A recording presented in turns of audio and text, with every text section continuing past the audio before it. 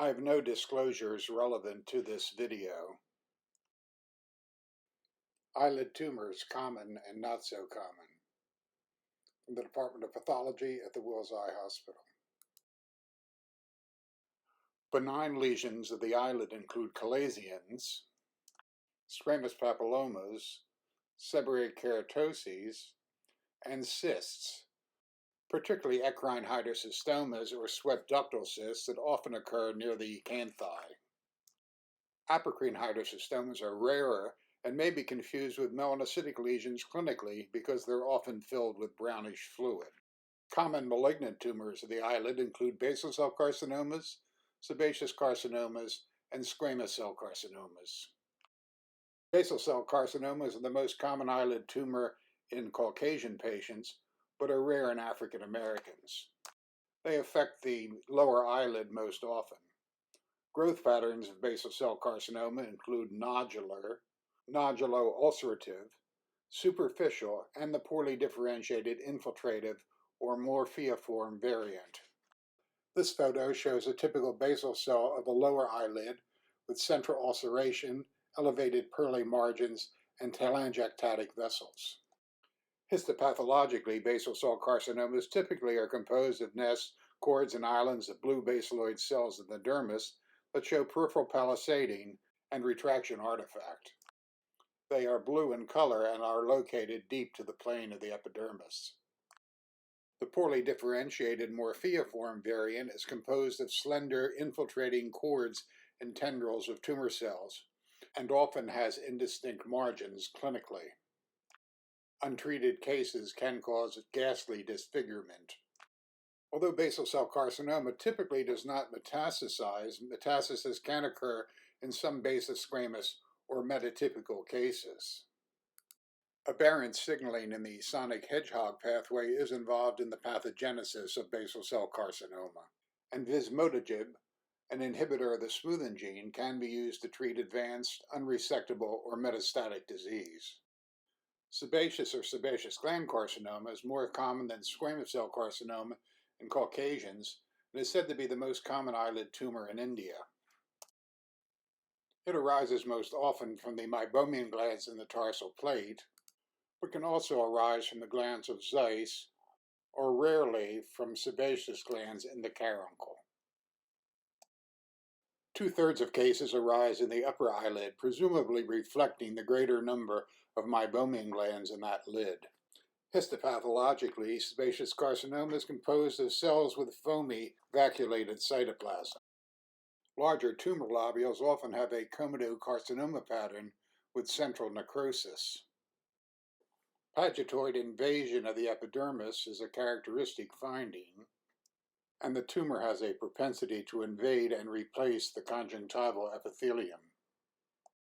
Extensive intraepithelial sebaceous carcinoma can masquerade as chronic blepharoconjunctivitis or benign mucous membrane pemphigoid.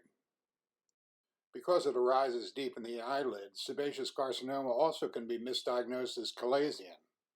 Chalasia that are atypical or recurrent always should be examined histopathologically to exclude sebaceous carcinoma or other rarer eyelid malignancies.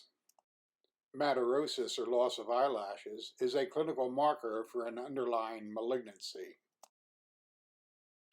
Immunohistochemical stains for the lipid-associated protein adipophilin, androgen receptors, and epithelial membrane antigen can help to establish the diagnosis in less well-differentiated cases. Adipophilin can be performed on paraffin-embedded tissue and has replaced the all-red O stain for fat that has to be done on frozen sections of unprocessed tissue. Sebaceous neoplasms and colon carcinoma occur together in the Muir-Torre syndrome, a variant of the Lynch syndrome. This is caused by germline mutations and DNA mismatch repair genes.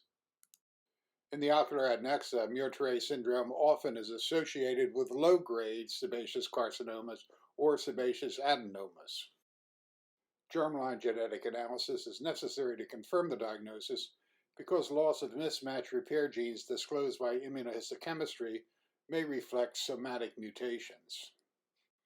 Squamous cell carcinomas typically affect elderly, fair-skinned patients or immunosuppressed patients.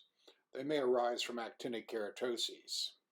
They are composed of polygonal cells with eosinophilic cytoplasm and show keratin production. Malignant melanomas of the eyelid skin are rare, comprising 1% of eyelid tumors in the United States. Intradermal nevi, which can be amelanotic, can be confused clinically with papillomas. Merkel cell carcinoma is a rare, aggressive, and potentially fatal neuroendocrine carcinoma that occurs in patients who are older or immunosuppressed. The tumors are often red or violaceous in color. The tumor cells are mitotically active and stained for neuroendocrine markers like chromogranin and synaptophysin, and also show a characteristic paranuclear dot-like staining pattern with cytokeratin 20. A tumor virus called Merkel cell Polyomavirus is found in many cases. Rare adenomas and carcinomas arise from the eccrine and apocrine sweat glands of the eyelid. These include a spectrum that includes mucinous sweat gland carcinoma and endocrine mucin-producing sweat gland carcinoma, a low-grade cancer that produces mucin and expresses neuroendocrine markers and estrogen receptors. Pylomatrixoma is an adnexal tumor of pilar differentiation. It often occurs in the brow region and may have a reddish color. Histopathologically, pylomatrixoma is composed of basaloid hair matrix cells and necrotic eosinophilic shadow cells that have lost their nuclear DNA. Foci of dystrophic calcification often develop in the necrotic areas, and an intense foreign body giant cell reaction to these shadow cells also is characteristic. Phacomatous carcinoma, or Zimmermann's tumor, is a rare pediatric neoplasm composed of crystalline lens cells that are located outside the eye. This congenital lesion is usually located in the medial lower eyelid and is thought to be related to faulty separation of the lens vesicle from the surface ectoderm. The carcinoma contains bands of lens epithelium, cells that resemble the bladder or wadal cells and posterior subcapsular cataract, and bands of PAS-positive neoplastic lens capsule. I'll conclude with a few more uncommon eyelid lesions, like this case of cutaneous angiosarcoma. This is subepidermal calcified nodule, a variant of calcinosis cutis. Xanthoma disseminatum, multicentric reticulohistiocytosis, a rare T-cell lymphoma called lymphomatoid papulosa that can be confused clinically with keratoacanthoma, and an eyelid myxoma in a patient with Carney complex who also had a cardiac myxoma. Thank you for your attention.